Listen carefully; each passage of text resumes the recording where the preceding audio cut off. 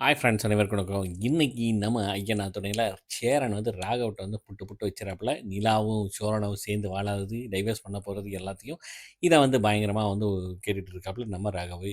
அதுக்கப்புறம் வானதி வீட்ல வந்து அவங்க அப்பா, அம்மா வந்து பேசிக்கிறாங்க.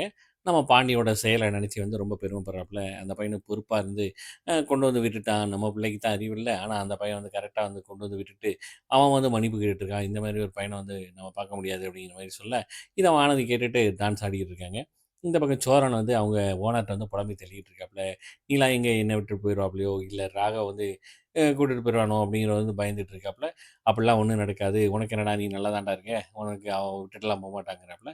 ராகவ் ஆஃபீஸ்ல வந்துட்டு ராகவ் வந்து நிலாவையும் அவங்க ஃப்ரெண்டையும் வந்து இருங்க 5 மணிக்கு மேல அப்படின்னு வந்து சொல்லிட்டு போயிறாப்புல. அதுக்கு அவங்க ஃப்ரெண்டு வந்து சொல்றாப்புல, "நான் லேட்டா போனா எனக்கு ஃபுட் கிடைக்காது" அப்படின்னு சொல்ல, நிலா வந்து பேசிட்டு வராங்க. "சரி நீங்க மட்டும் இருங்க" அப்படின்னு சொல்லிட்டு நிலாவ இருக்க சொல்லிறாப்புல.